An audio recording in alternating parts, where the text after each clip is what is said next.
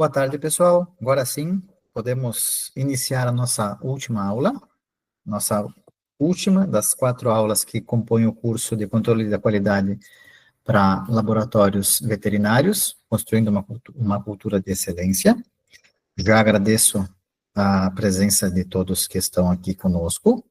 A aula de hoje é sobre a gestão e implementação do controle da qualidade e vai ser ministrada pela Tamires. Eu vou passar a palavra para ela se apresentar e dar início à atividade de hoje.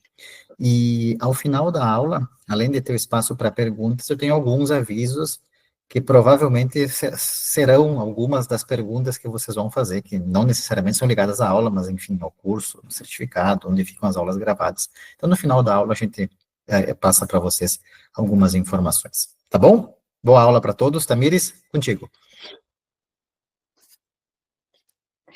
Boa tarde a todos. Queria agradecer o convite, primeiramente, do Dr. Poloni, da equipe de educação, para estar aqui com vocês hoje ministrando uma aula sobre gestão da qualidade, gestão do controle da qualidade. O meu nome é Tamires, como o doutor José já falou com vocês aqui. Eu sou farmacêutica, especialista em análises clínicas e toxicológicas, e aqui na Controlab eu atuo no setor de atendimento técnico, que é o suporte técnico da Controlab. Atuo também com esse suporte tanto para laboratórios veterinários, como laboratórios clínicos, físico-químicos e microbiológicos também. Tudo bem? Eu agora vou fazer o compartilhamento da minha apresentação e gostaria que vocês me sinalizassem se está tudo certinho na visualização de vocês, tá bom?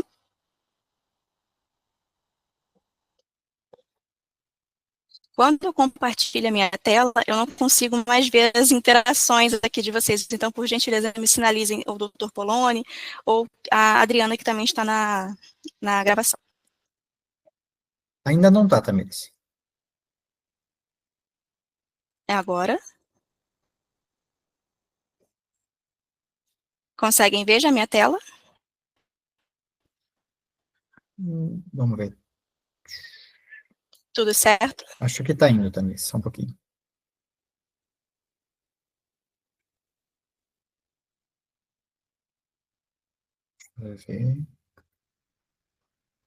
Então, da minha câmera Sim, para agora facilitar está a aparecendo. internet também.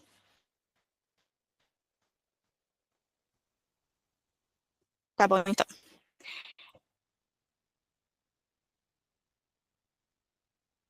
Que é de controle de qualidade em laboratórios veterinários, e o nosso objetivo é construir uma cultura de excelência, e como parte disso, tem o tema da nossa aula de hoje. Novamente, meu nome é Tamires Aguiar, farmacêutica, e aqui do atendimento técnico da Controlar. Nosso tema de hoje é gestão e implementação do controle da qualidade. Os principais tópicos dessa aula, o que a gente tem como objetivo em abordar são registro, frequência e os critérios de aceitabilidade para os resultados dos controles, gerenciamento de não conformidades e ações corretivas, auditorias internas e externas, o papel da liderança e da equipe na manutenção da qualidade, ética e responsabilidade no contexto laboratorial. Mas antes da gente iniciar nesses tópicos e realmente ir para o assunto do controle da qualidade, eu sempre faço uma reflexão. Essa qualidade no laboratório veterinário, para quem importa e por quê? Será que ela é só importante para o responsável técnico? Ela só é importante para quem está de fato na análise laboratorial? A quem impactará toda essa gestão e implementação do controle da qualidade? Aqui a gente tem um fluxo bem breve, né?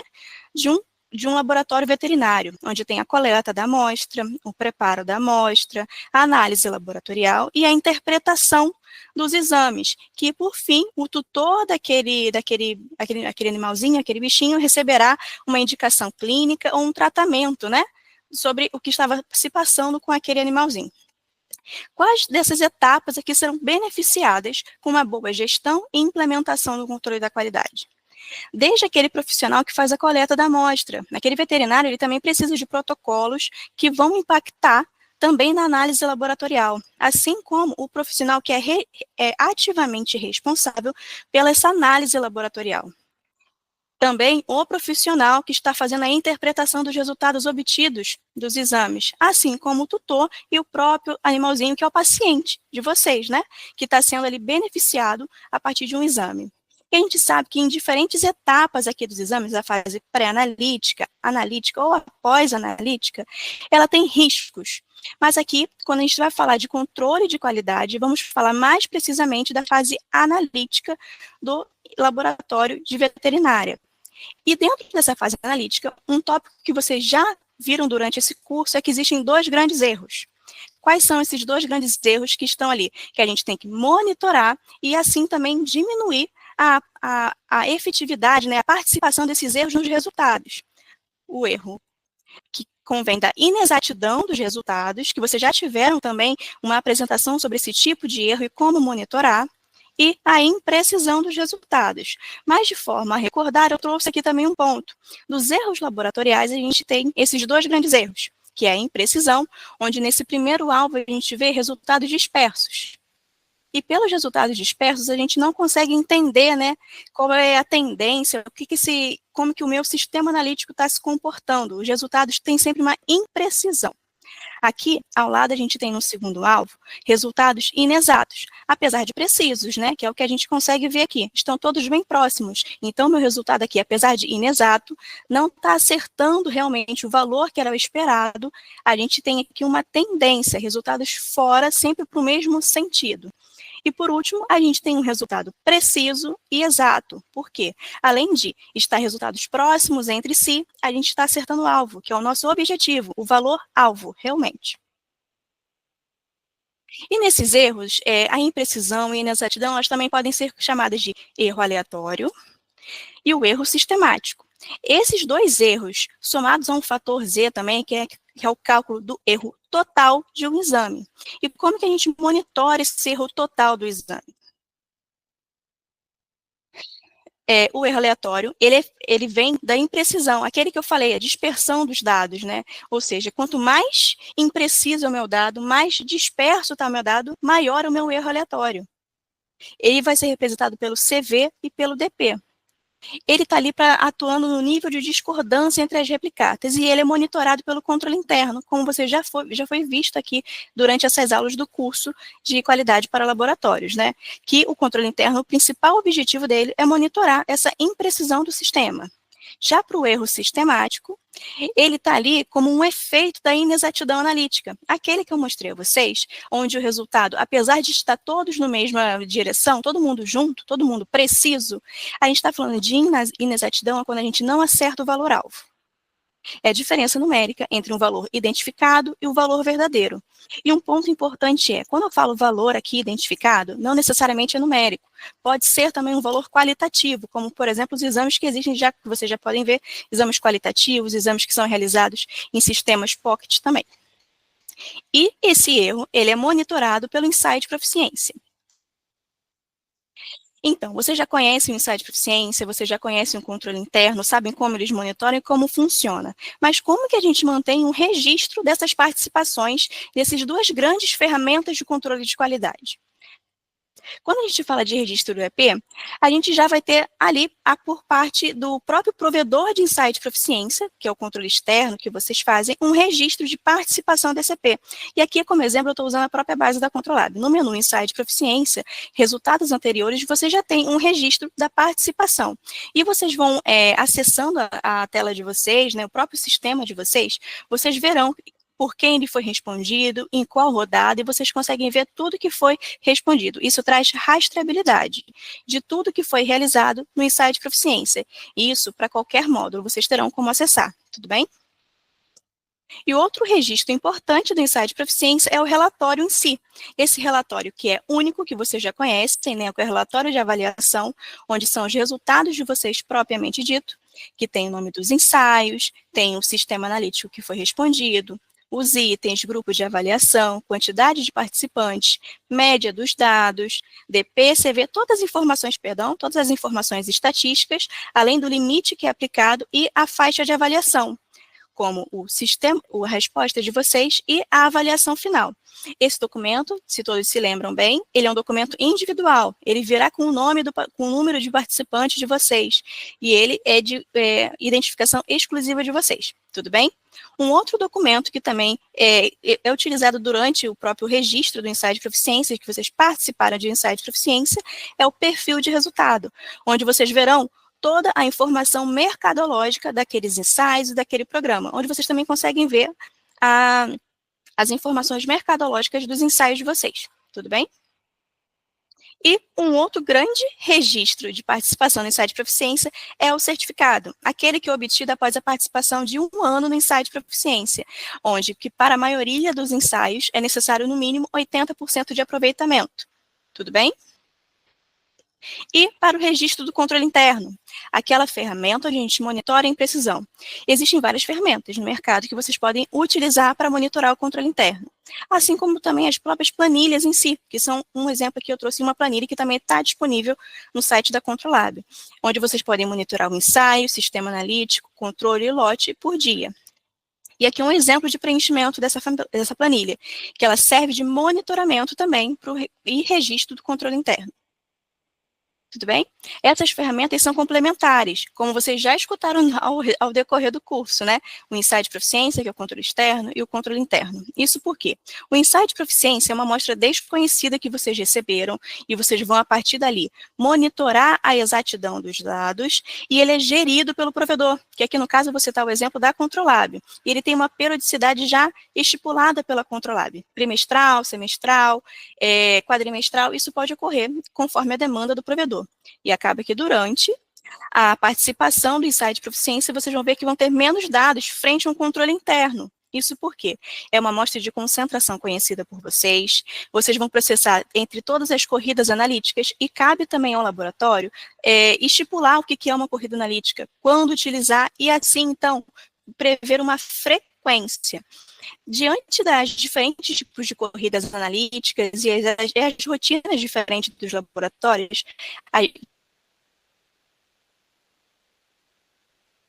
para monitorar a imprecisão. Tudo bem até aqui? Alguma dúvida?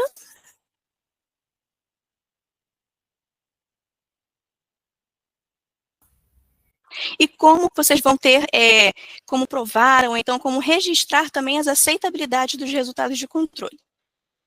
Primeiro, a gente precisa entender o que é uma aceitabilidade. Aceitabilidade é uma especificação que vocês terão para quando o resultado de vocês é considerado verdadeiro e quando ele pode variar sem levar um impacto na decisão médica. Tudo bem? Porque a gente sabe que os sistemas analíticos vão ter um certo grau de imprecisão, podem ter inexatidões, mas tudo isso tem que ser levado em consideração para montar uma especificação para os ensaios de vocês. E quanto que aquele meu ensaio pode variar sem impactar clinicamente o meu resultado final. Então, a aceitabilidade ela tem esse principal objetivo, dar uma margem onde o seu resultado não traz um impacto negativo. Tudo bem? Só que, para isso, existe a aceitabilidade do EP e a aceitabilidade do CI. Elas se unem para fazer uma aceitabilidade de cada um dessas duas ferramentas. E aqui eu tenho 2 exemplos. Primeiro, a do EP. Naquele mesmo relatório que eu mostrei para vocês, que é o relatório de avaliação, a gente tem um critério de avaliação, que é o limite que é aplicado, que vocês já devem ter escutado na aula de Insight de Proficiência, e a faixa de avaliação, que é aquela faixa onde o seu resultado é considerado adequado. Esse limite ele também pode ser consultado também no perfil de resultados, ou seja, vocês terão todos esses documentos para comprovar as aceitabilidades que são aceitabilidades e os critérios adotados, tanto para monitorar o Insight Proficiência, é aquele que melhor monitora a inexatidão do sistema, e assim também para o CI. Isso porque no Insight do controle interno, que é gerido por vocês, se vocês bem se lembram, existem 2 grandes critérios de aceitabilidade. Aquele que é um limite fixo, aquele que é obtido através da bula, né? Vocês recebem uma bula, já que é um material de concentração conhecido, e tem esses intervalos aqui. Então, quando a gente fala de aceitabilidade do controle interno, a gente primeiro tem que entender qual estratégia o meu laboratório está adotando. O limite de aceitabilidade fixo ou variável. Lembrando que o variável, o laboratório obtém as suas próprias métricas, que é a média, o desvio padrão, e depois ele aplica as regras de Westphal. E também como eu falei para vocês anteriormente, o limite fixo. Então, tendo o laboratório escolhido os limites de aceitabilidade, ele então vai aqui registrar como que ele está monitorando esse controle interno dele também. Tudo bem? Alguma dúvida até aqui? Acredito que não, mas como vocês podem ver, até agora eu estou trazendo informações de que vocês já viram até agora, mas como registrar e como trazendo mais uma elucidação geral, um overview, né, na realidade, de tudo aquilo que já foi passado durante essas aulas. E agora a gente vai para o próximo tópico, que é o gerenciamento da não conformidade e ações corretivas. Só que antes disso, um ponto importante é a gente definir o que é um sistema de gestão da qualidade. Isso primeiro a gente precisa trazer aqui para essa conversa, né, para essa discussão, porque depois de estabelecer isso, a gente consegue monitorar e rastrear tudo aquilo que é feito dentro do laboratório, tudo bem? Vamos lá. O sistema de gestão da qualidade é um conjunto de processos com o propósito de estabelecer, controlar, implementar e gerenciar as ações voltadas para o controle, garantir e melhorar a contínua da qualidade do laboratório. Então, a gente vai ter, a partir de um sistema de gestão da qualidade, uma padronização. É uma padronização desde a coleta do material biológico até uma emissão do relatório. A gente tem um controle maior porque a gente tem essa padronização e dentro do processo a gente vai incluir pontos de controle. E rastreabilidade, porque aquilo, a gente vai ver que vai gerar uma série de documentos. Seja aqueles documentos que o próprio EP e o CI vão gerar, vocês vão ver que podem existir outros documentos nesse meio do caminho. Só que antes a gente tem que conhecer alguns conceitos importantes, porque como eu falei, a gente vai falar de não conformidade, a gente está falando de processo, então a gente precisa entender como é que funciona, mas antes de entender como é que funciona esse fluxo, o que é cada coisa que a gente está abordando aqui. Primeiro, o que é uma não conformidade? Um não atendimento é um requisito especificado. Isso porque, ali como eu falei anteriormente para vocês, a gente vai ter uma padronização, e a gente faz essa padronização a partir de um documento.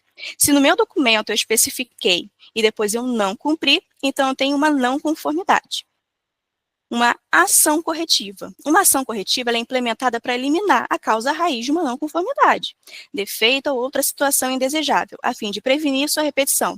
Aqui a gente vai considerar ela uma ação reativa, porque eu tenho um problema e eu preciso resolver esse problema de imediato. Por isso que ela é uma ação reativa. A gente está ali para resolver pontualmente aquele problema. Uma não conformidade potencial é um risco com alto potencial de gerar uma não conformidade reais. Ou seja, você está ali estudando o seu processo, entendendo onde que pode gerar realmente um problema. E, por fim, a gente tem uma ação preventiva. O que seria uma ação preventiva? É uma ação implementada para eliminar a causa raiz de uma não conformidade potencial. Ela é considerada uma ação proativa. Ou seja, antes de eu chegar no problema, eu já estudei que aquele processo existem pontos críticos que podem levar a uma falha. Então, antes disso tudo, o que eu vou fazer? Criar uma ação preventiva para evitar essa falha. Tudo bem? Deve-se notar que a ação preventiva, pela natureza de sua definição, não é aplicável a não conformidades já identificadas. Essa é a diferença dela para uma ação corretiva. A ação preventiva está ali para melhorar alguma coisa que você identificou como problema. Já a ação corretiva, você quer melhorar um problema que já passou. Tudo bem? Então, vamos lá. E como que é um fluxo de uma não conformidade? Isso porque, quando a gente vai estabelecer o sistema de gestão da qualidade, é bom que a gente entenda também quais são os perigos que a gente tem, já que você vai especificar o que é certo, o que você quer no seu laboratório. Depois você vai fazer um fluxo do que vai acontecer se você não seguir aquela sua especificação, aquela sua padronização. Tudo bem? Isso aqui é um fluxo de não conformidade. Primeiro a gente identifica e registra essa não conformidade, depois a gente faz uma correção, a gente identifica a causa raiz, depois vem com o plano de ação e ação corretivas e depois vai avaliar a eficácia. Vamos falar ponto a ponto de cada uma e eu também vou aproveitar aqui para trazer alguns exemplos e gostaria da contribuição de vocês. Nesse fluxo, a gente já sabe o que é identificação e registro, né? Assim que você receber um ponto, eu vou trazer aqui um exemplo para vocês para ficar mais claro ainda. Recebi percebi, na verdade, uma não conformidade no meu processo, eu vou registrar essa não conformidade. E é muito importante manter sempre o registro de tudo que pode estar acontecendo de errado, porque depois você vai aplicar uma correção. Lembrando que a correção é uma ação imediata, é uma ação pontual, ela não quer dizer que ela vai evitar uma recorrência, ela vai atuar naquele momento daquela sua ação, daquele seu processo que deu algum erro, uma não conformidade. Tudo bem?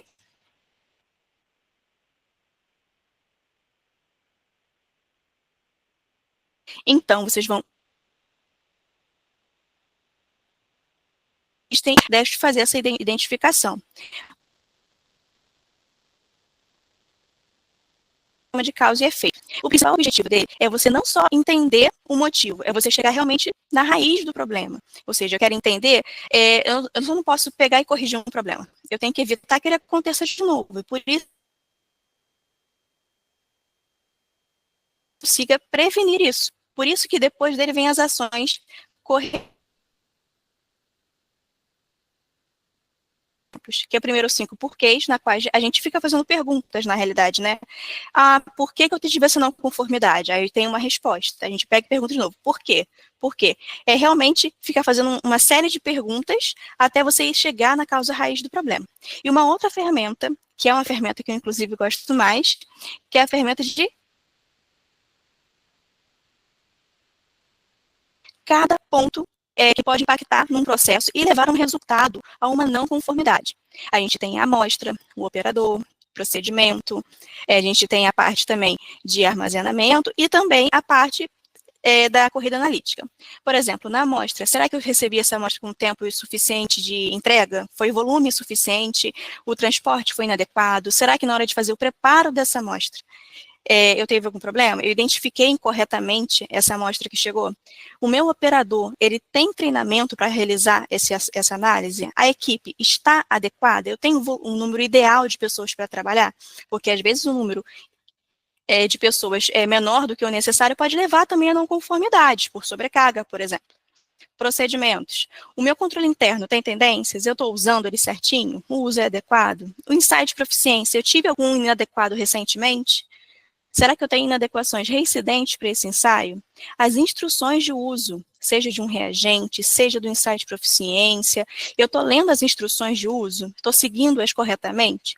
Todos esses pontos vão ser importantes na hora da gente fazer uma investigação de causa, porque cada um deles pode levar a um resultado incorreto. E um ponto importante, quando a gente faz essa leitura detalhada de cada uma parte das espinhas, a gente pode ir descartando pontos e revisando o nosso próprio procedimento para entender de fato se está descrito corretamente, se depois que eu faço um ensaio, será que eu mantive o registro daquele ensaio que eu fiz, de forma que eu consiga depois olhar para trás e identificar pontos críticos para um resultado inadequado? Tudo bem até aqui com relação à identificação da causa raiz?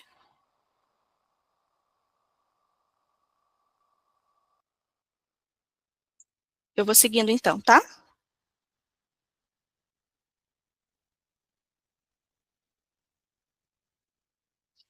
Depois da identificação da causa raiz, a gente vai fazer uma ação corretiva, que já é uma ação definitiva. Essa ação, eu estou tendo ali como objetivo uma ação sistêmica do meu processo e evitar, assim, então, recorrências. Porque, como eu falei para vocês, a ação corretiva é pontual. Já a minha ação corretiva, ela está ali com o objetivo de evitar que aconteça novamente aquele problema.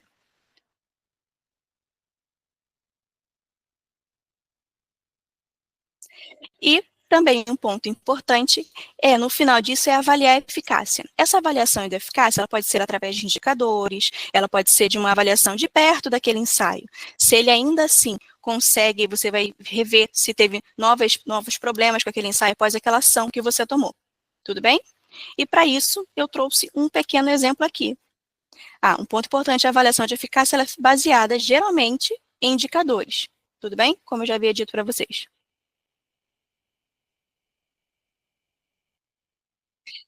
O primeiro exemplo que eu trouxe aqui para a gente é um exemplo que a gente criou, que a gente identificou que 60% das amostras de coleta caseira de amostras de fezes para os exames de coproparasitologia chegaram acondicionadas em sacolas plásticas. Vocês já viram isso acontecer?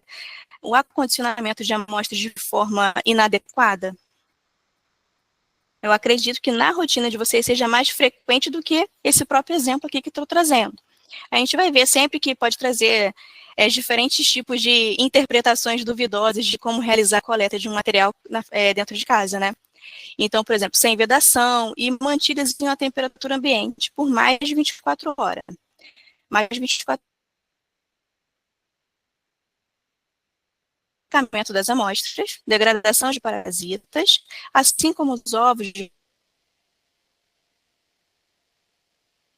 A gente já identificou que muitas amostras aqui, nesse caso aqui que eu trouxe para vocês,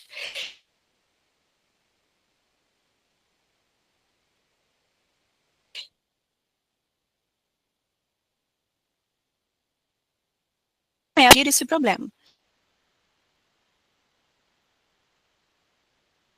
Que haviam entregue as amostras fora do acondicionamento adequado e foram orientadas para uma nova, que é quem realmente faz a análise desse material, certo?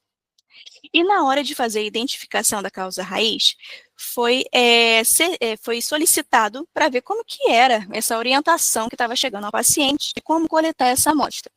E eles viram que era uma informação muito sucinta: coletar as fezes desse animal em casa, trazer a amostra em um pote fornecido pelo laboratório, não deixe a amostra muito tempo fora da geladeira. Mas quanto tempo? Isso faltou um pouco de informação, né? O que foi identificado aqui. Para a informação que chega ao tutor na coleta desse material, estavam faltando informações que eram importantes para a preservação desse material, que aí também iam impactar na análise desse material. Por isso, foi realizada uma reunião com os colaboradores da área técnica, junto à área de acolhimento ao paciente, e após analisadas inúmeras intercorrências, foi identificada a causa raiz, que era aquela orientação que estava faltando um pouco, né, na verdade, de informação, né? E por isso, revisaram e padronizaram o material informativo entregue aos tutores, incluindo instruções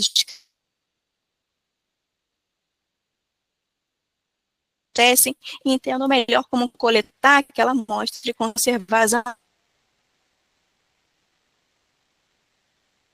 diretamente com o paciente na hora de fazer essa solicitação de um exame, por exemplo. Então, é fazer essa orientação adequada a esse paciente. E como é que ficou a nova instrução? Além de ressaltar como tem que ser feita a coleta, ressaltou também a quantidade ideal, além de trazer também condições de armazenamento que são tão importantes nessa hora de realizar essa coleta. Alguma dúvida aqui? Alguém querendo trazer algum outro exemplo, ou então compartilhar algo sobre...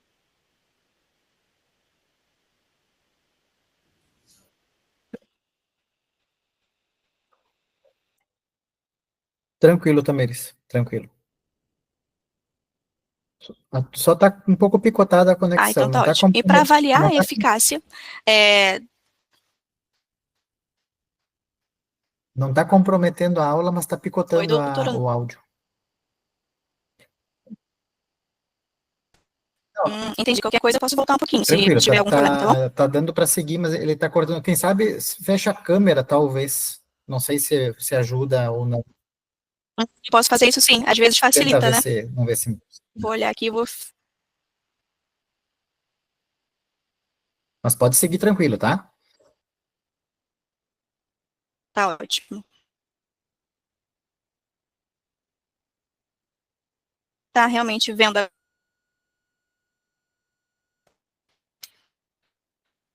tudo certinho? Tudo certo.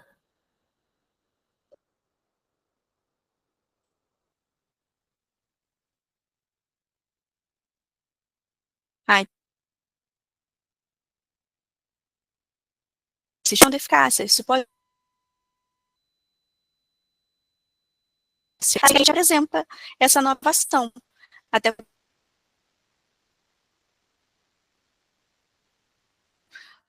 de quem acabou de ser treinado, por exemplo, e do próprio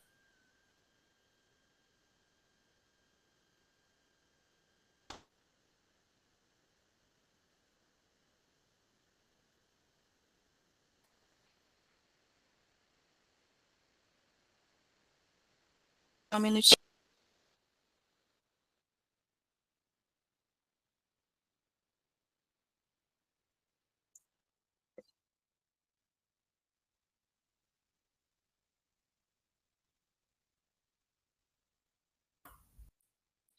Tamires? Tá mutado agora, quer dizer, não tô ouvindo.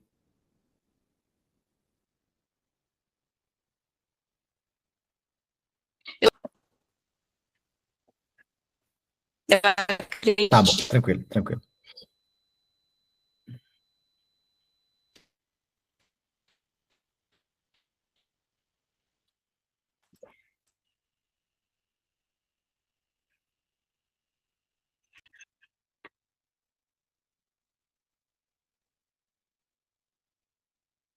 Tá, cortou o áudio, a gente não conseguiu ouvir. Agora sim, Agora sim? Agora agora foi dá para certinho? ouvir bem. Ah, ótimo. E um outro exemplo de não conformidades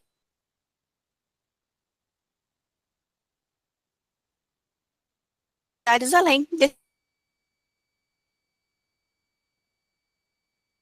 a gente teve que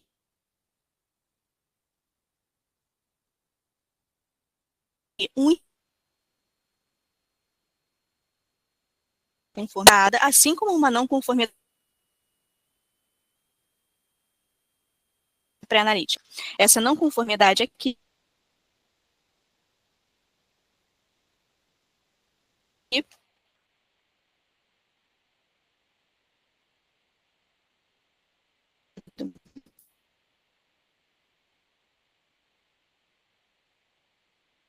então ele também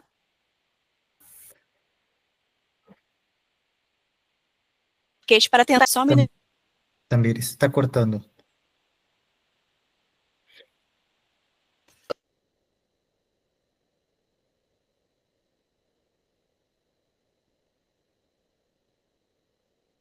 Perfeito, Ricardo. A Adriana está tentando ajudar a Tamires ali na Controlab. Vocês me escutam bem?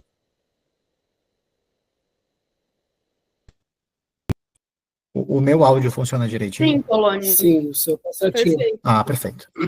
Perfeito. Então é alguma coisa eu sempre fico desconfiado aqui do meu áudio porque ele já me sabotou. Então mesmo quando funciona, eu desconfio. Então eu fico sempre perguntando se está funcionando. Ela está tentando ajustar lá a conexão. Só um minutinho, tá, pessoal?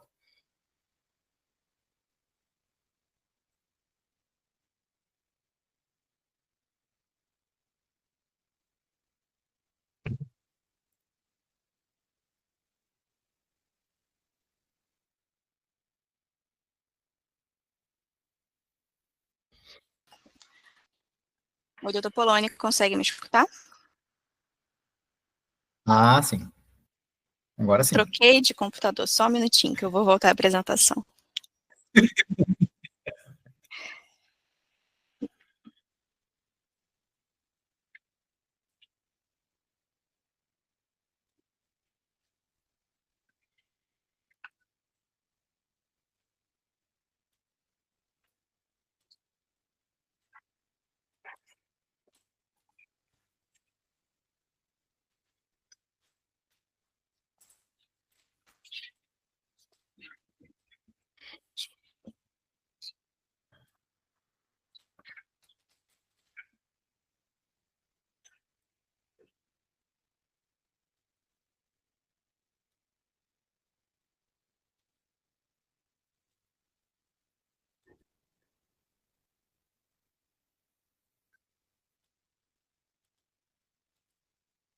Dessa vez também, para não comprometer minha internet, eu vou desligar minha câmera novamente, tá?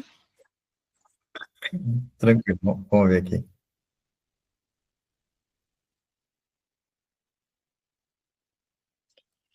Eu olhei aqui que estavam tentando entrar na chamada, mas agora todos foram aceitos. Para mim não aparece mais ninguém para ser aceito na reunião, não, tá bom? Mas se for o caso, pode Beleza. solicitar novamente. Já conseguem ver minha tela? Sim. Agora, com outro computador, estou vendo...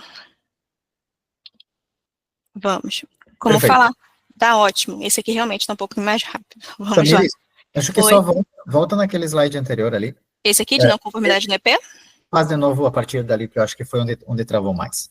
Então ótimo, vamos lá. Conformidades, a gente falou de uma não conformidade na fase pré-analítica, que é onde a gente detectou que a coleta caseira estava sendo inadequada devido a uma falta de informação no prospecto e nas orientações para a coleta caseira. E agora a gente também tem não conformidade na fase analítica, propriamente dita no ensaio de proficiência.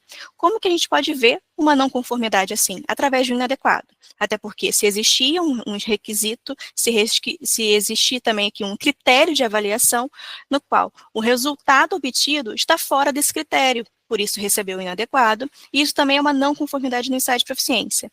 E o que é necessário fazer após um inadequado no ensaio de proficiência? O resultado do ensaio vai revisar o relatório com a equipe.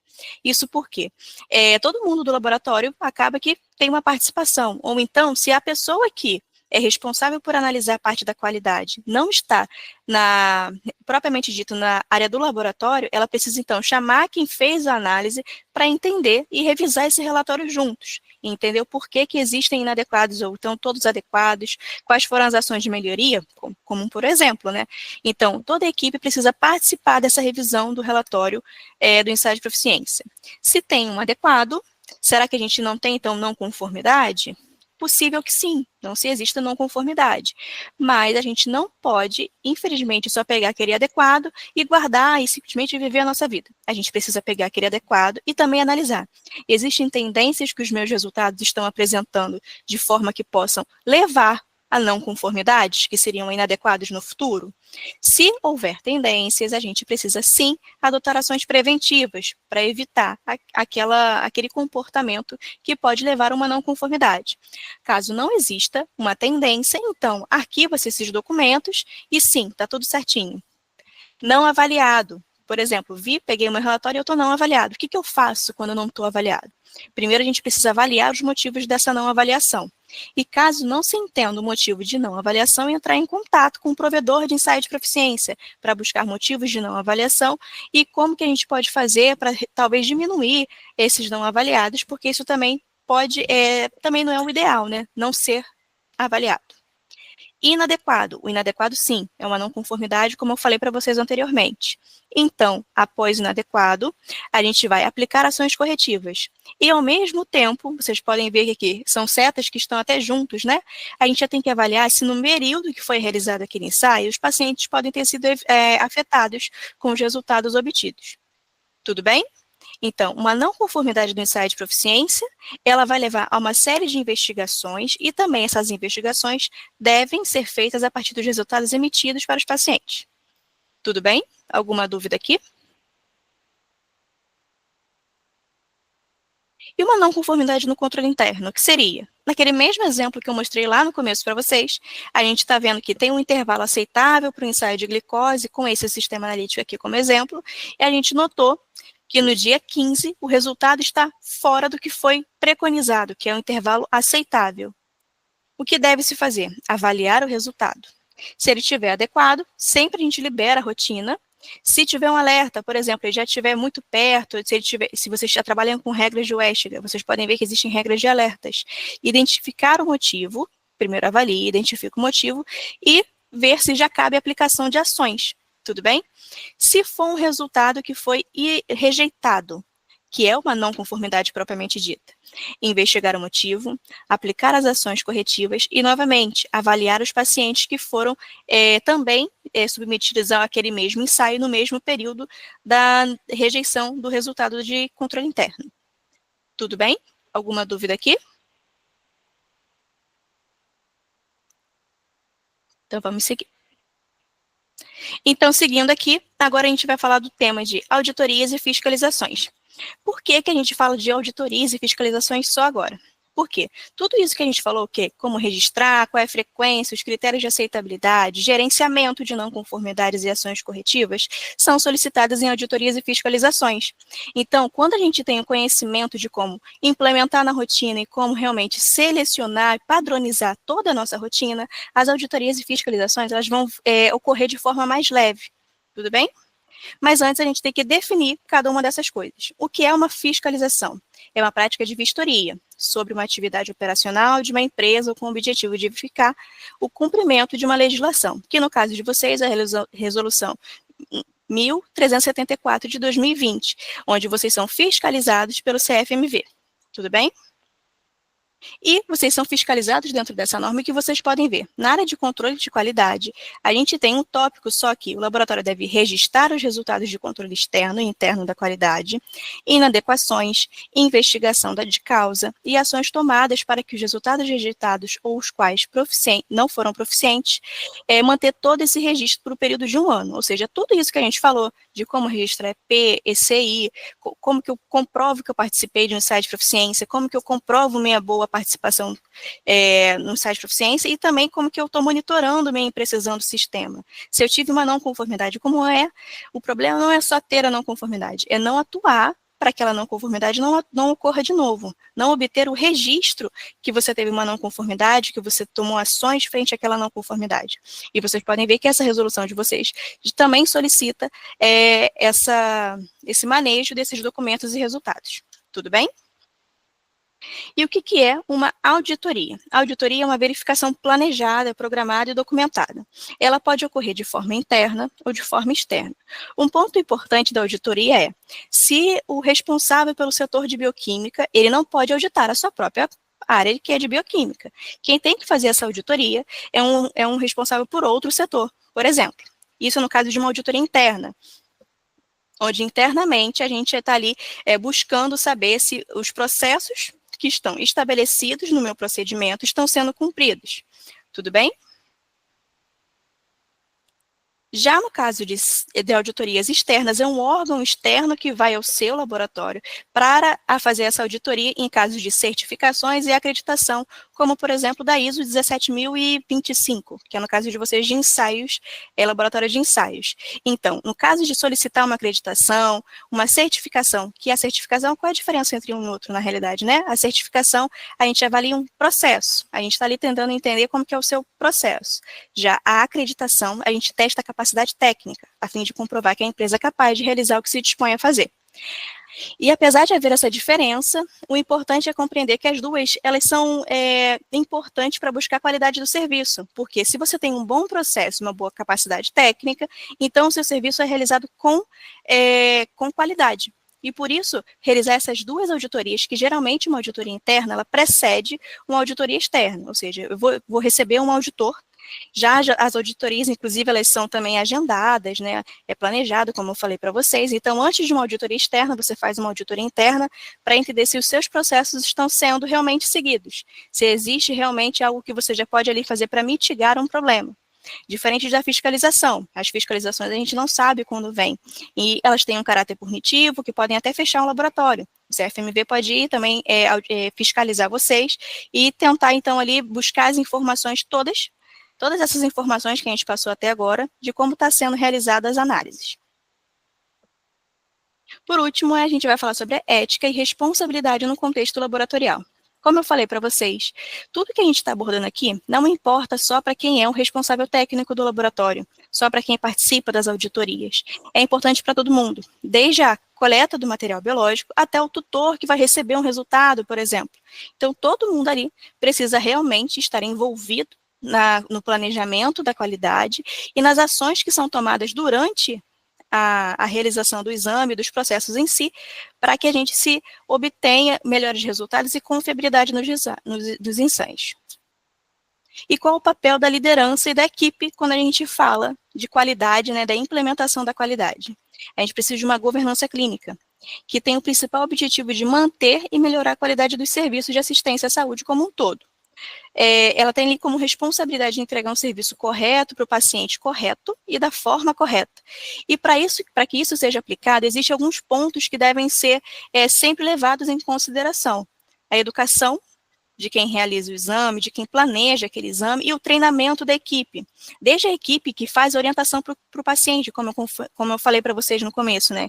Quem vai ali orientar o paciente é como fazer uma coleta caseira. Aquele responsável por essa ação também precisa de treinamento.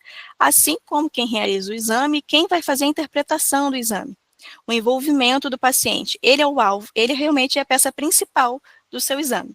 Então, a gente precisa que esteja focado na melhor qualidade possível para atender aquele paciente.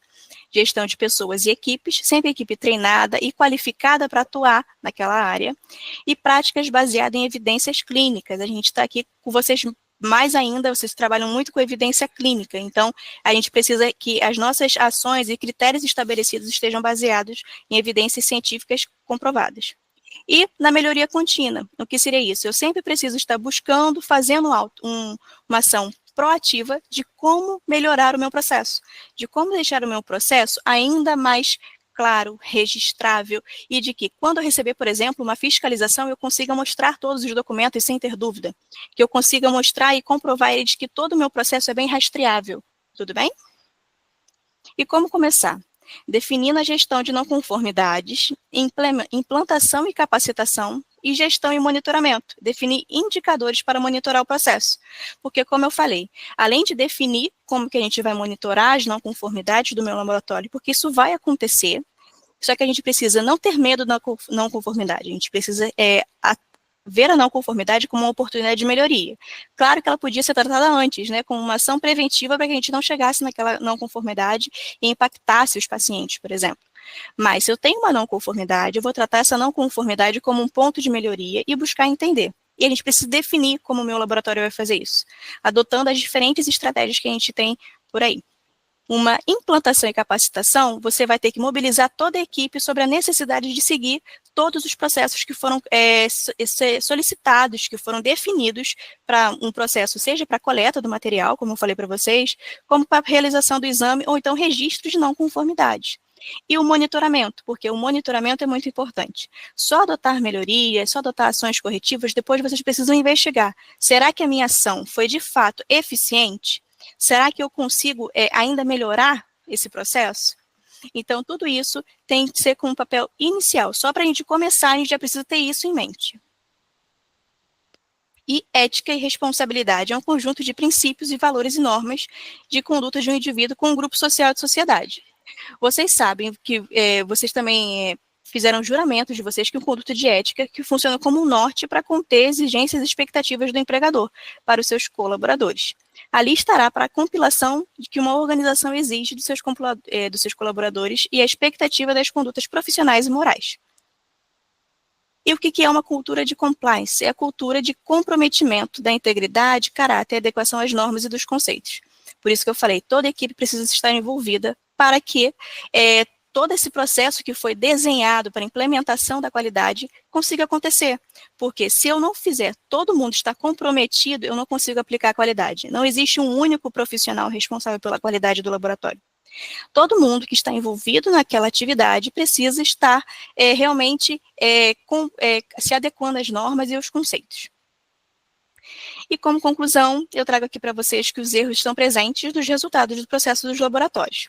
A gente não tem como fugir dos erros, a gente tem como monitorar e diminuir. Eles existirão, mas a gente tem que encarar isso com muita maturidade, de forma que aí eu preciso tratar aquele erro se ele acontecer, ou então sempre estar analisando o meu processo para que ele não aconteça o erro. Está sempre sendo preventiva, né? Mantê-lo sob controle se torna uma exigência para a sustentabilidade e visibilidade do laboratório, porque isso vai contar muito com a confiabilidade de vocês como profissional também. Contar com o apoio das ferramentas de controle de qualidade garante ganhos no gerenciamento, mais qualidade e otimização do tempo de equipe. A evolução constante das tecnologias agregada aos métodos laboratoriais contribui para um alto grau de confiabilidade, ou seja, quanto mais envolvidos e mais tecnologias empregadas, mais a gente consegue gerir e definir estratégias de melhoria. E também, como frase final, eu trago para vocês que faça o teu melhor na condição que você tem, enquanto você não tem condições melhores, para fazer o melhor ainda. Ou seja, sempre buscar melhorar. Mesmo que vocês acreditem que não tem mais para onde, estudem, porque às vezes aquele processo ainda pode ser melhorado. Muito obrigada, e estamos abertos às perguntas agora. Muito obrigado, Tamires. Obrigado pela excelente aula. Então, como a Tamires falou, a gente tem um espaço para perguntas. Só antes de ir para as perguntas, para eu não esquecer de passar as informações para vocês sobre o curso, sobre os certificados, né, sobre a geração dos certificados. A gente vai fazer a apuração das frequências, para gerar os certificados, lembrando que precisa ter participação em, no mínimo, 75% das aulas, tá? Para ganhar o certificado. Os certificados, eles vão ser disponibilizados na plataforma educacional da Controlab. Muitos alunos ainda não acessaram a plataforma, tá? Então, é importante verificar, porque quem se inscreveu, né, quem está aí, recebeu um e-mail o remetente do e-mail é EAD Controlab, no dia 8 de agosto, com a instrução, tá? Então, por favor, a gente precisa que vocês façam isso para poder acessar a plataforma. A gravação das aulas, ela vai ficar disponível nessa mesma plataforma por mais um mês apenas. Então, se alguém faltou alguma aula e quer assistir, tem que se agilizar aí, porque depois não vai mais ter acesso, tá? É por mais um mês. Quando os certificados estiverem disponíveis, a gente vai enviar um aviso no grupo de WhatsApp, e qualquer dúvida, vocês podem sempre chamar ali no perfil do WhatsApp educacional da Controlab, tá? Então, vamos agora, passados os avisos, tem mais um aviso. No chat tem o link para participar da pesquisa de satisfação dessa aula de número 4, tá bom? Então, por favor, acessem esse link e preencham a pesquisa de satisfação. Estou vendo o doutor Ricardo aí. Doutor Ricardo, quer fazer algum comentário, alguma pergunta para a Tamires? Por favor, fique à vontade. Não. Eu queria parabenizá-la aí pela aula só. Vamos seguir o ritual, né? Vamos ver se o pessoal aí quer tirar alguma dúvida, daí qualquer coisa a gente faz uma conversa aqui. Desculpa a minha voz, eu tô um pouco rouco aqui, mas vai dar certo. Tranquilo. Pessoal, por favor, fiquem à vontade para enviar. Vocês sabem como funciona já, né? Podem enviar pergunta no chat, tem a ferramenta de perguntas e respostas também ali do lado do chat, ou quer levantar a mão e abrir o microfone, também podem ficar à vontade. E se me permitirem, então, enquanto o pessoal vai formulando pergunta, a aula da Tamires, ela traz todo o contexto do que se trabalha já de forma muito sólida, muito consolidada nos laboratórios clínicos humanos. Eu acho que eu já mencionei para vocês que eu trabalhei por 15 anos em um laboratório de grande porte em Porto Alegre, laboratório acreditado pelo Programa de Acreditação para Laboratórios Clínicos da Sociedade Brasileira de Patologia Clínica e Medicina Laboratorial. Então, eu já entrei nesse laboratório. Então, toda a minha experiência profissional foi dentro de um laboratório acreditado. Então, digamos que eu tenho um viés eu realmente não conheço uma rotina, eu conheço por ter visitado, mas não conheço de vivência, de dia a dia, uma rotina de um laboratório não acreditado. Então, eu tenho um viés positivo, digamos, dentro de um contexto muito bom de se colocar trabalhando. Eu sei que não é a realidade de todos os laboratórios do Brasil, nem humanos, nem veterinários, nem de qualquer tipo. Mas eu posso garantir para vocês que toda a estratégia que é necessária para buscar uma acreditação, ela é extremamente benéfica para todo o ambiente, para todo o universo que envolve os exames laboratoriais. Sem nenhuma dúvida, ela gera um contexto de trabalho onde tu trabalha seguindo normativas, onde tu gera evidências para garantir aquilo que tu faz no dia a dia, onde tu tem rastreabilidade de todos os processos que tu realiza, e isso tudo, ao final da história, faz com que a gente consiga trabalhar de uma forma extremamente tranquila e segura do que está acontecendo. A questão dos erros que a Tamires colocou, os erros, eles sempre vão acontecendo, não existe não ter erro, mas a gente, usando essa estratégia, a gente minimiza muito mesmo os erros que acontecem, e a gente deixa eles sob controle. Então, é muito difícil, nesse contexto todo, escapar alguma coisa que vai impactar o paciente. Vocês estão vendo, né? É muito difícil, não é impossível, porque por causa disso que a gente está falando. Os erros, infelizmente, eles acontecem. Por quê? Porque são seres humanos que fazem os exames. Então, enquanto os seres humanos fizerem os exames, vão existir. Quando forem máquinas, eu não sei exatamente como, porque eu não sou máquina. Mas os seres humanos, a gente sabe que eles têm alguma taxa de erro, vai existir. A questão é... Existe um básico para a gente evitar esse erro, né, doutor? Quanto melhor a padronização, treinamento e rastreabilidade, menos a gente vai diminuir esses erros, ou então pelo menos monitorá-los. Porque quando a gente monitora um erro pontual, pode ser que a gente descubra coisas depois, né? Ou então, para trás, coisas que afetaram aquele paciente também. Então, realmente, existem algumas palavras-chave que talvez sejam padronização, treinamento e monitoramento. E contínuo, né, Tamires? Contínuo. Exatamente. Isso é contínuo. Pode ser o melhor laboratório do mundo, com todas as certificações de qualidade e acreditações, com 200 mil controles. Se ele entrar na ideia de que ele treinou e não precisa mais treinar ou revisar o processo, ele vai, logo ali na frente, ele vai ter alguma situação problemática. Então, precisa continuamente obedecer isso que a Tamires pontuou. Doutor Ricardo levantou a mão, pode falar, doutor. Vamos lá, vou tentar contribuir aqui. Acho que você foi muito certeiro aí, falou, né, porque a gente, como um laboratório acreditado agora, eu vejo muitas vezes que as pessoas, elas querem fazer tudo de uma vez, né? Às vezes tem que começar devagarinho, né? Começa num setor, começa em alguma coisa, vai pegando gosto por aquilo, né? Você vai ver a importância disso, né? E vai fazendo um passo de cada vez, né? E que vocês, tanto a Tamires e você falou, melhoria contínua, né? Outro comentário também que eu queria fazer, também, às vezes que eu vejo as pessoas fazendo e tomarem um cuidado, que às vezes pega uma causa que aconteceu uma vez, uma coisa, e acaba mudando muito o procedimento total que funcionava em cima daquela causa, né? Então, aquele exercício, né, que a Tamires colocou, será que eu preciso fazer isso ou não, né? Você precisa botar esse ponto de interrogação. Eu já vi várias vezes as pessoas mudando um procedimento que afeta toda a cadeia por causa de uma coisa muito pontual, né? Tem os dois lados, né?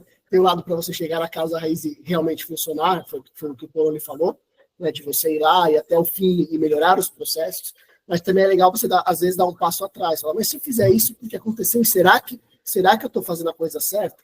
Isso pode impactar no seu cliente, pode impactar, às vezes, na demora de liberação de um resultado, que foi uma coisa pontual, né? Mas não estou falando, pelo amor de Deus, que não tenha que fazer exercício. Tem que fazer exercício, tem que fazer espinha de peixe, né? Tem que conversar com a equipe, tem que treinar, às vezes, né? Porque às vezes a coisa parte de uma pessoa, ela muda tudo, não avisa ninguém, né? E surgiu daquela cabeça daquela pessoa. Doutor Ricardo, é exatamente isso que tu colocou. Talvez, às vezes, é a própria investigação que está sendo feita que não está apontando a real causa. E aí a pessoa está, enfim, ela foi até uma parte da investigação, e ela entende, na cabeça, achei. E aí muda todo, para isso eu preciso mudar o processo. E aí ela mudou, só que na realidade a investigação teria que ter seguido um pouquinho mais para ela identificar que foi uma, sei lá, uma falha individual. O processo, ele segue tudo que é preconizado e tal, enfim. Né? E aí a própria investigação, às vezes, não foi tão eficiente, por vezes, né? Então, a importância do uso das ferramentas também de investigação de não conformidade, como fazer essa investigação de forma adequada para identificar o problema, e aí sim, né, ele existindo, identificado, e verificando que, de fato, existe uma situação que eu preciso melhorar, aí sim, implementando dentro do que é preconizado por boas práticas e normativas, enfim, né. Tamires, deixa eu levantar a mão. Fala, Tamires. Assim como o doutor Ricardo falou, envolver as pessoas que estão naquele processo, porque pode ser uma ideia de uma única cabeça que talvez não conheça todo o processo, né? Realmente, dar um passo atrás e reunir todo mundo para tentar entender onde que aquele processo pode melhorar, o que você fez, e, como eu falei, rastreabilidade. As pessoas que seguem primeiro um procedimento e conseguem rastrear aquilo que foi feito, que pode ter causado um problema, facilita muito durante o processo de investigação e talvez também adoções de medidas que vão ali impactar em todo um processo novo. Perfeito. Pessoal, alguma pergunta? Ó, a Dani levantou a mão. Vai lá, Dani. Eu, ouvindo a fala da Tamires, eu queria só entender, ou a opinião dela, o que vocês indicam. Quando a gente registra não conformidade e vai fazer a análise dela para uma ação corretiva, você leva em consideração individualmente cada não conformidade para abrir uma ação corretiva, um registro dessa ação corretiva, ou você compila esse volume de não conformidades de um determinado erro, por exemplo, erro de digitação, liberei exame errado, porque digitou errado. No final do mês, eu vou ter esse indicador e aí eu tomo medidas. Como que é? Porque eu fiquei com essa dúvida do tipo, ela faz uma ação corretiva, uma espinha de peixe para cada não conformidade registrada, ou existe um macro, assim? O ideal é que cada não conformidade tenha a sua investigação. Até porque um erro pode ter sido um erro pontual de digitação. Aqui, então, a gente vai pegar e vai sinalizar quem fez aquele erro pontual de digitação. Mas se é frequente esse erro, você vai ter uma não conformidade reincidente. Então, a sua ação tomada como ação corretiva não foi eficiente naquele momento, então você vai precisar tomar uma nova ação para tentar entender e talvez melhorarem desse processo de digitação, talvez. Porque sempre vai depender muito da não conformidade. São processos, né? Às vezes você vai adotar uma ação corretiva e não vai funcionar. Porque não necessariamente a gente investigou errado, mas ela não era aquele ideal naquele momento, mas a gente pode sim ter uma nova não conformidade com o mesmo tema, que a gente vai chamar de não conformidade reincidente, e aí então estudar como fazer que aquela não seja mais reincidente. A minha ação preventiva e a minha ação corretiva precisa ser mais eficiente agora. E na realidade são as duas coisas aí também, né, Tamires? É. A investigação pontual de cada uma das não conformidades é necessária, é fundamental, e claro que a sequência delas, a sucessão delas, tu vai ter um indicador ao final. Sim. E aí, a partir disso também, pode ser, eu preciso, tá acontecendo, sei lá, a gente pegou o erro de digitação, normalmente erro de digitação é uma falha individual. Não, né? Mas assim, sei lá, alguma falha que esteja ocorrendo com mais de um digitador, por exemplo. Então, tem alguma falha de processo onde o treinamento não está contemplando alguma coisa ali. Então, a gente precisa retreinar a equipe para essa atividade. Então, tanto pontualmente fazer investigação, identificando se é com uma pessoa ou com várias, digamos, né, para pegar esse exemplo, assim como o macro, pegando toda aquilo que tu tem de evidência após um mês, por exemplo, né, além da investigação dessas individuais, eu tô com um problema ocorrendo seguidamente com essa atividade. Vamos chamar o pessoal, vamos retreinar o pessoal que não está bom. Essa atividade aqui não está funcionando legal. Então, são as duas coisas, na realidade, ali, né, que tu vai implementar ou precisar fazer, né? E depende dos indicadores que também são utilizados no laboratório. Por exemplo, erro de transcrição do resultado, erro de digitação para solicitar o exame, que isso pode acontecer, identificação errada de paciente, recoleta de material, que também precisam de treinamentos. Então, a análise pontual do que aconteceu é muito importante, mas a análise do meu indicador geral, do meu processo, também é muito importante. E a quantidade de não conformidades também seria um indicador, você também considera, né? Exatamente, a quantidade de não conformidades. No seu registro de não conformidade, ou no registro de não conformidades que vocês veem por aí, então é comum ter uma espinha de peixe, por exemplo, junto nesse registro de não conformidade, nesse caminho? É interessante que tem, até porque existem diferentes ferramentas. Eu sempre falo da espinha de peixe porque acho ela mais didática e mais fácil de achar os motivos, né? Mas, assim, pode ser dar um brainstorm, onde a gente se reúne toda a equipe do laboratório para fazer uma investigação, onde cada um contribui pontualmente, assim como outras ferramentas. Eu acho que é realmente definido dentro do processo. Quando eu tiver uma não conformidade, eu vou adotar esse caminho para investigar. E mais do que isso, você pode usar mais de uma ferramenta. Você pode utilizar ao mesmo tempo que utiliza uma espinha de peixe, um 5 por queijo. É um momento de realmente buscar o erro, não querer apontar um culpado, mas buscar a melhoria do processo. A Tamires acabou de falar uma palavra-chave, tá? Frequente, isso é extremamente importante isso. É frequente, dentro desse contexto do laboratório acreditado, de tu verificar quando ocorre uma não conformidade, essa questão de apontar, foi o fulano que errou, e é pessoalizado, digamos assim. O fulaninho é muito ruim, trabalha mal, errou ali, ele sempre erra. Ou a chefia mesmo chega para a pessoa e ela chega, tu errou, como é que tu errou isso aqui? Isso não é benéfico para ninguém, é óbvio, ninguém quer errar, ninguém quer ser acusado de uma falha, especialmente porque a gente sabe da repercussão que isso tem. Mas a gente sabe que as falhas acontecem. Então, é importante a gente entender que esse processo de melhoria, esse processo de busca do erro zero, digamos assim, ele precisa ser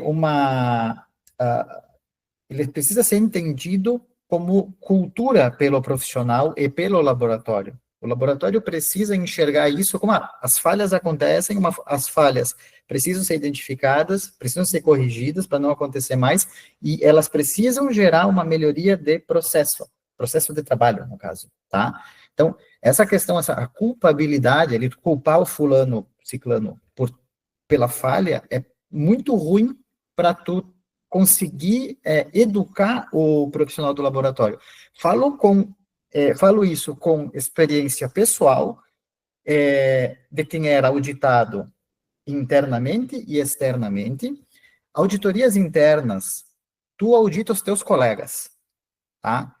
E aí, assim, tu aponta as falhas que eles estão cometendo, tu aponta que é o processo, né? E eu já falei isso, talvez para esse público que está aqui hoje, não, talvez a Tamires já tenha me ouvido falar. Eu nunca vou esquecer uma auditoria no setor de bioquímica, que eu trabalhava na uroanálise, e aí eu fui auditar o setor de bioquímica. Uma das melhores amigas que eu tinha no laboratório, tomava café todo dia comigo. Encontramos uma não conformidade que estava vinculada à atividade que ela fazia. Ela quase me bateu. Ela ficou extremamente desgostosa com a situação. Eu disse, calma, tu não está entendendo, a gente está fazendo auditoria, identificou essa situação, eu não estou dizendo que foi tu que errou. Ela entendeu muito mal a situação. Então, depois de muito tempo, ela voltou na história e aí a gente conseguiu, ela conseguiu entender que não era um apontamento pessoal, não estava pessoalizando a situação, porque ela era responsável pela atividade. Mas é importante a gente entender que as falhas, elas precisam ser ajustadas e geralmente as falhas são de processo de trabalho. É alguma coisa que passou ali no processo de trabalho. E não adianta acusar a pessoa porque ela vai, muitas vezes, lidar muito mal com isso. Realmente foi uma situação que eu já citei em vários momentos isso, e ela pessoalizou a não conformidade, como é comum as pessoas pessoalizarem e se sentirem acusadas quando é apontada uma não conformidade. E não é nessa linha que a gente precisa trabalhar, a gente precisa ir na linha educativa, na linha de entender o que está acontecendo e buscar melhoria. Quando a gente consegue culturalmente fazer com que os profissionais do laboratório entendam isso seja incorporado à cultura do laboratório, a gente tem os processos de trabalho, de investigação de não conformidade, de garantia de rastreabilidade das informações, incluídos como parte da cultura ali do laboratório. Isso facilita o processo todo de trabalho. A própria pessoa, isso eu acompanho várias etapas, tá? Por 15 anos nesse contexto ali. Então, tem um momento inicial onde a gente não sabe lidar direito, onde eu também já me senti, eu estou errando, então, pessoalizando e recebendo uma informação assim, e depois, então, do tempo de trabalho, entendendo a sistemática de trabalho, melhorando os processos, e entendendo, nas auditorias internas, chegava um momento que acontecia o contrário. Os profissionais viam, temos essa situação, os profissionais do setor mesmo mostravam, nós temos isso aqui, quando o auditor chegava, a gente, ó, tem isso, isso e isso de problema, a gente precisa corrigir essas falhas aqui, sabe? Então, isso é a questão de maturidade de processo. Então, aquilo que era antes entendido como uma culpabilidade, acabava sendo incorporado na rotina, nós identificávamos as situações, verificávamos o que precisava melhorar, gerava ali toda a rastreabilidade do que tem que fazer, te comprometia a fazer, e fazia. Então, essa que é a ideia. Mas isso não é simples. Não é um processo que tu faz, que nem o Ricardo falou super bem. Não precisa fazer tudo de uma vez. Na realidade, tu não vai conseguir nunca fazer tudo de uma vez. Mas começa por um setor. Vamos agora, sei lá, qual é o menor setor que tem no laboratório veterinário? Eu não conheço. Tem um setor separado ou não? É tudo junto? Como é que Depende funciona? muito do laboratório. Tem laboratório que é tudo junto e misturado, né? Porque tem muitos laboratórios dentro de clínica, né? E tem alguns que têm as divisões, né? Mas você pode começar onde os processos são mais rastreáveis, são mais simples, né? Às vezes na bioquímica, que você tem os processos, vários processos ali dentro, né? Mais automatizado, né? Isso, exato, né? E você tem os processos bem definidos, né? Pegou a amostra, centrifugou, colocou no aparelho, né? Veio o resultado, né? Coisas bobas, às vezes, que eu vejo pessoal, que eu já peguei erros de cálculo, né? Porque a pessoa vai lá e acredita no sistema que o cara colocou ali, nem revê se o cálculo está sendo feito. Então, são processos muito pequenos, coisas bobas, né? Que você consegue fazer. Queria fazer um outro comentário também das auditorias internas que eu já passei e passo ainda, né? Como a gente faz, que às vezes, o que você falou, né? Cada caso é um caso, cada pessoa é uma pessoa. Porque tem umas pessoas que travam, né? Você fala, é uma auditoria, o cara trava, né? Igual aquele cara que tem medo de fazer prova. E às vezes ele sabe o que está fazendo, ele faz tudo na rotina, mas na hora ele faz errado, ou dá uma resposta errada, né? Sobre aquele processo. Então, quem é o auditor consegue sacar, né? Ou você vai aprendendo isso com a prática, né? Você sabe que a pessoa sabe e ela travou, porque ela ficou com medo que tem alguém ali na cola, né? Tem medo, você comentou, né? Tem medo de ser demitida, né? Tem medo que vai sofrer uma punição, e não é, né? A verdade da auditoria interna nunca é punir, né? Se você punir, perdeu totalmente o objetivo. O objetivo, exato. É um processo que precisa ser naturalizado dentro do laboratório. Só que isso, realmente, é uma coisa que leva tempo, naturalizar esse processo de trabalhar com, né, no nível de qualidade que eu estou falando sempre de auditoria e acreditação, enfim, porque é o que a gente precisa buscar na realidade, né, o nível de excelência que a gente precisa buscar. Como é que tu demonstra a excelência? É a partir de uma avaliação interna ou externa, que é a auditoria. Então, eu estou querendo trazer isso porque realmente, né, o dia a dia que eu estou puxando os meus exemplos também, porque é mais fácil de falar do que eu tinha, né, no dia a dia que eu tinha. Mas eu tinha auditoria interna com extrema regularidade. Tinha auditoria externa por causa da acreditação pelo PALC, que o laboratório tinha.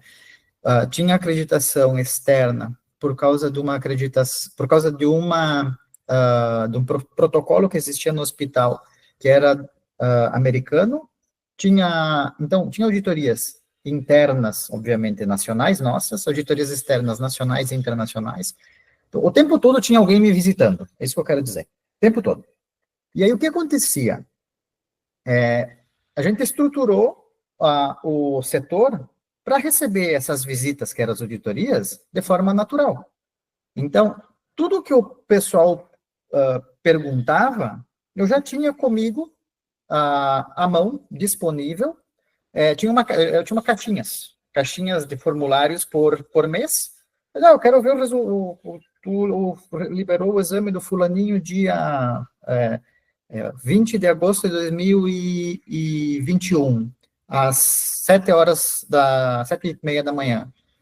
Qual o reagente que tu usou? Qual é o lote do reagente que tu usou? Qual o controle que tu usou no dia? Como é que estava o controle no dia? Qual era a validade do controle? Qual era a temperatura de acondicionamento do reagente que tu usou naquele dia? Qual era a temperatura de acondicionamento do controle lá no almoxarifado durante a conservação dele?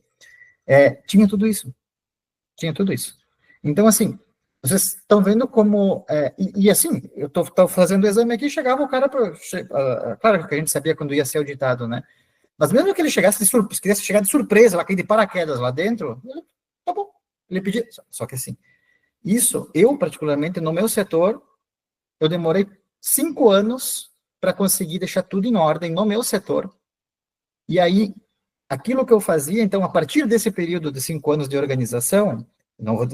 Aí, Ricardo, antes dos 5 anos, eu morria de medo quando vinha alguém me visitar, porque eu não sabia exatamente quais ainda, potencialmente existia alguma coisa ali.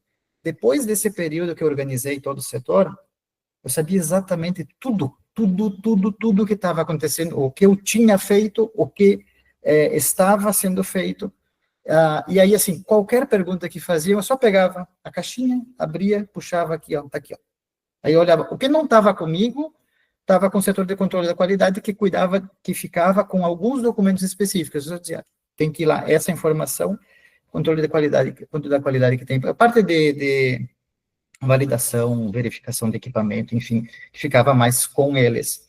Então, a auditoria era um processo, ela passou a ser um processo ordinário, vamos dizer assim. Qualquer pessoa que chegasse lá, fosse estrangeiro, fosse brasileiro, eu tinha todas as informações do exame com toda a segurança, não só eu, né, estou falando do meu exemplo, porque era o que eu fazia. Todos os setores do laboratório tinham isso. E aí é muito tranquilo para tu te sente muito tranquilo trabalhando no laboratório dessa forma também, com a informação, é a melhor informação que tu consegue fornecer dentro das condições que tu tem ali, né, Tamir, tu terminou com a falar, o Portela, né, isso? Não lembro agora.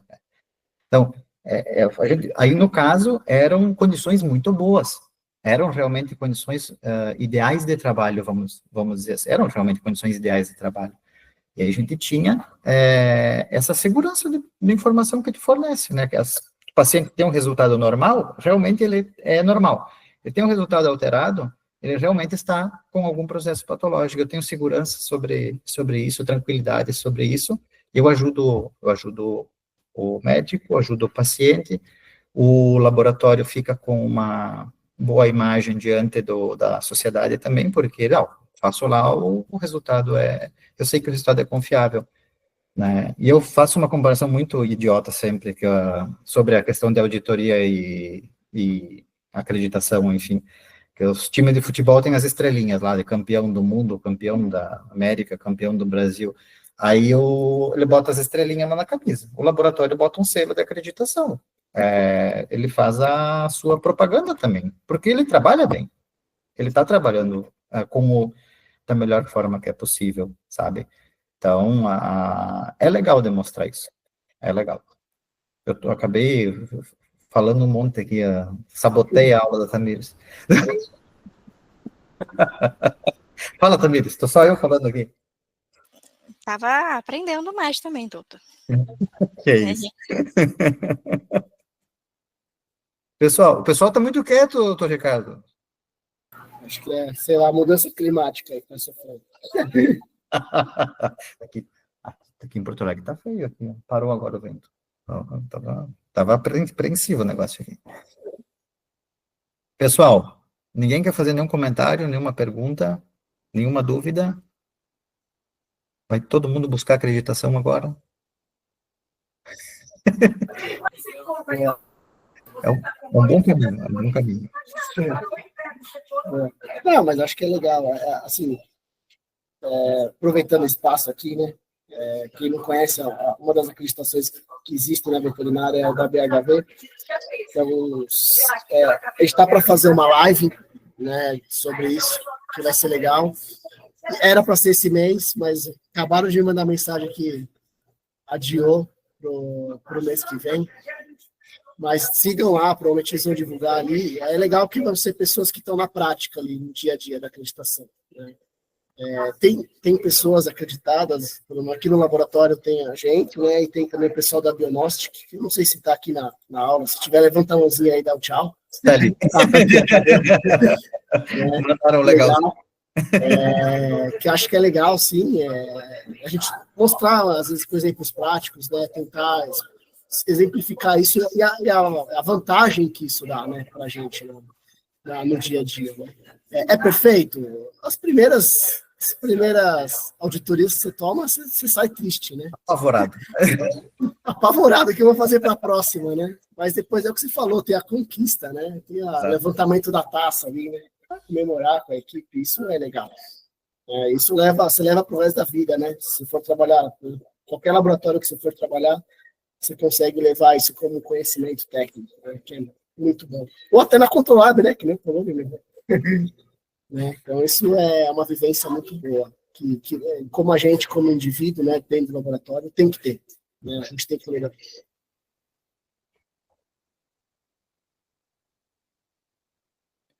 Pessoal, ninguém quer falar, todo mundo quer.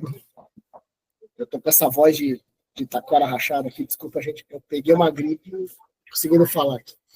Dani. Fala, Dani. Eu vou só complementar a fala do Ricardo, que eu acho que é muito interessante do ponto de vista da acreditação, de buscar a acreditação. A gente ainda tem só a BHV como uma referência, né? Mas acho que implementar um sistema de gestão da qualidade, ele não necessariamente precisa estar atrelado a uma acreditação.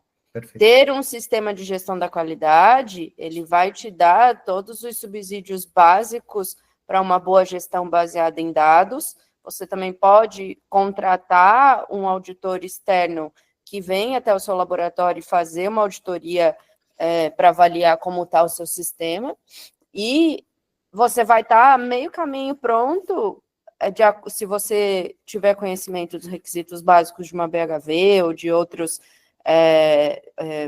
acreditações, como a própria 17025, enfim, que é algo que agrega ao laboratório, independente da acreditação ou não. Tá? Então, vale também essa ressalva, porque muito do que a Tamires falou, como registro de ação corretiva, registro de ação preventiva, rastreabilidade, são palavras que estão lá na Resolução 1374, que obrigatoriamente a gente tem que cumprir. Então, esse sistema de gestão da qualidade, ele é independente de uma acreditação. Ele é, na verdade, um requisito básico do laboratório que funciona, né, e que quer tomar decisões baseadas em dados e não apenas no empirismo, no achismo e etc.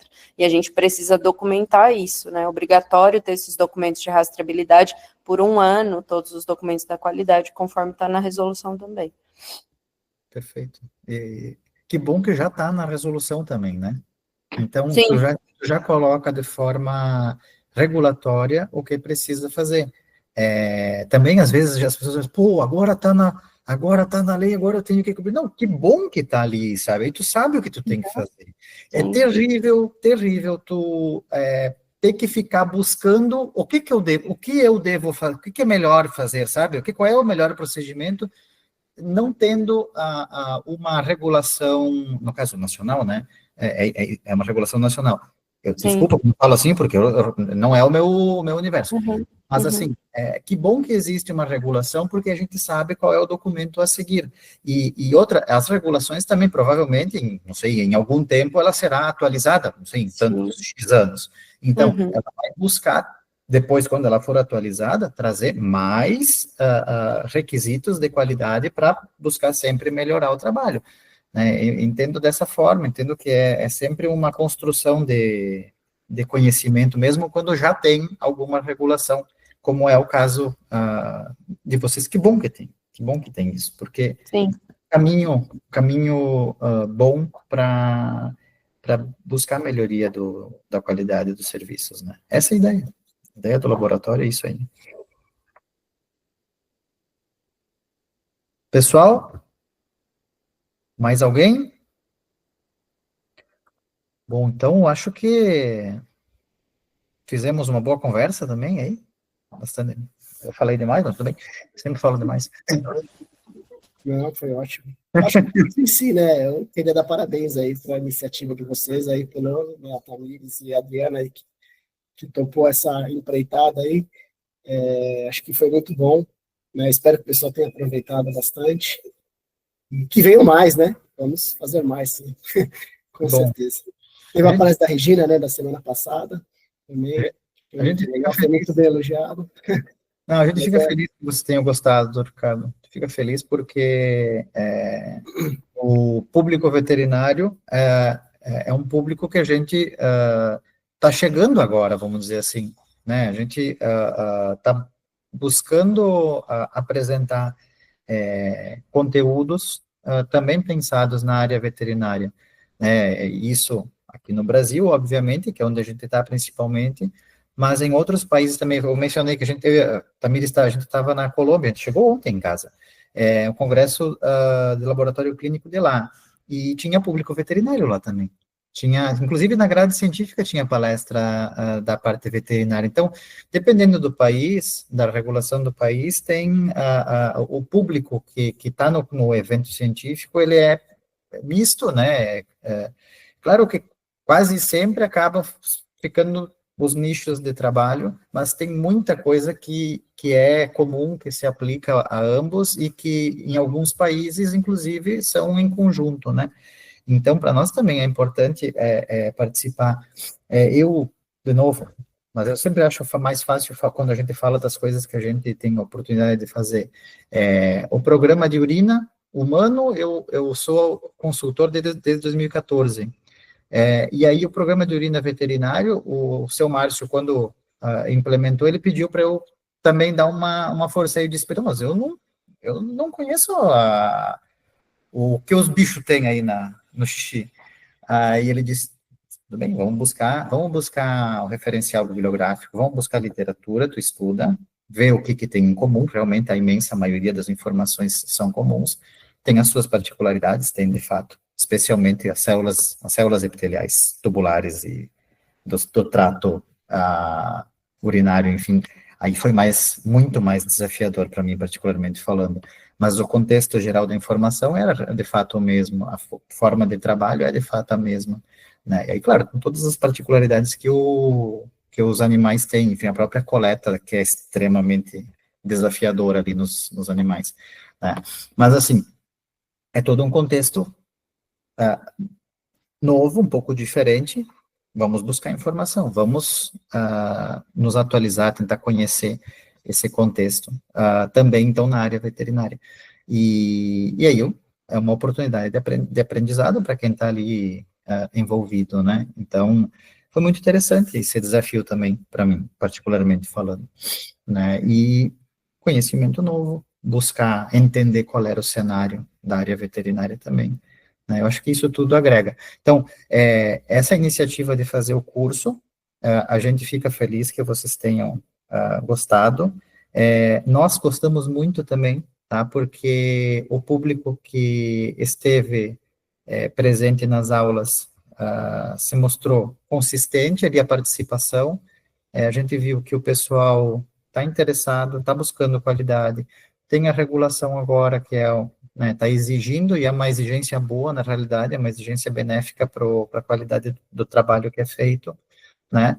Então, com certeza, nós vamos buscar ofertar mais atividades para o público da área veterinária, porque a gente conseguiu enxergar também que é um público que está buscando a Controlab para ajudar nessa parte de qualidade, né? E a gente consegue ajudar, a gente consegue colaborar, e tem muito a aprender também, sempre. A gente tem muito a aprender com a área veterinária também, porque são outros desafios que acabam se apresentando, né? E a gente precisa ir se adaptando e conhecendo e melhorando os nossos processos também, né? Então, eu quero agradecer a todos, agradecer a participação, em especial de vocês, eu, o doutor Ricardo, a Dani também participou, são os que participaram mais, teve outros colegas que também que falaram algumas vezes, né, o pessoal ficou mais quieto, mas a gente vê que o pessoal está aí, o pessoal tá presente. Então, nós temos ideia, sim, de continuar com um curso para a área veterinária, e vamos ver como vai ser para o próximo ano, mas a gente tem ideia, sim. E as iniciativas para a área veterinária também a gente precisa ir incluindo, aumentando, né, para conseguir colaborar com vocês também, né. A Controlab colabora com o segmento clínico faz 48 já faz tempo. E para a área veterinária a gente está começando, né? A gente começou também com o público internacional, também não é uma atividade que a gente faz há muito tempo, faz o que, Tamires? Mais forte, uns 3, 4 anos, mais forte, 5 talvez. Então tem muita coisa que a gente está aprendendo também com o público internacional, porque são outras realidades, são contextos diferentes, né? A regulação dos países não é exatamente igual, então tem que conhecer também. E tudo isso vai agregando, tudo isso vai ajudando a melhorar o trabalho que a gente faz. O trabalho que todos fazemos, não que a gente faz, que todos nós fazemos, independente da área de trabalho. Certo, pessoal? Agradeço as mensagens. Reforço a questão dos avisos que eu enviei dos certificados. Acessem a plataforma, né? Todo mundo recebeu um e-mail com as instruções para acesso. Quem não viu ou quem não assistiu alguma das aulas, está disponibilizado lá gravado, tá? E fiquem atentos às nossas postagens aí nos canais da Controlab, porque sempre que é possível, a gente faz atividades para a área veterinária e vai buscar cada vez mais aumentar. Deixa eu ver. Sistema para lançamento do controle interno, quando terá para a linha VET? Tamires, tem alguma informação? É um sistema nosso que está em desenvolvimento, sim. A Controlab entende e sabe da necessidade que o mercado VET solicita realmente frente a uma planilha, na verdade, algo online para o lançamento de controles internos, a gente entende, só que realmente precisa de um estudo maior e a gente está fazendo realmente aos poucos a integração de metodologias para que a gente consiga, de fato, já implementar essa nova ferramenta também no nosso sistema. É algo, sim, que a Controlab está visando e está estudando para aplicar no futuro. Algumas coisas, assim, que eu vejo, né, a gente utiliza e dá para utilizar, que nem controle de bactéria, né? Não vai mudar da veterinária, né? Vocês podem usar, comprar lá os controles internos lá da Controlab, não tem problema nenhum. Não precisa ser específico veterinário, né? Mas entendo que alguns, com certeza. Perfeito. Obrigado, pessoal. Obrigado, então, a todos pela participação, por estar com a gente nas aulas. Obrigado, Tamires, pela aula. E, como eu falei, fiquem atentos às postagens, que a ideia é a gente aumentar a quantidade de atividades para a área veterinária, né? A gente viu que é um público que está buscando a nossa ajuda e a gente quer ajudar, tá bom? Então, participem sempre das nossas atividades e agradeço mais uma vez pela oportunidade de estar com vocês aqui, tá bom? Obrigado, pessoal. Tchau, obrigado, gente.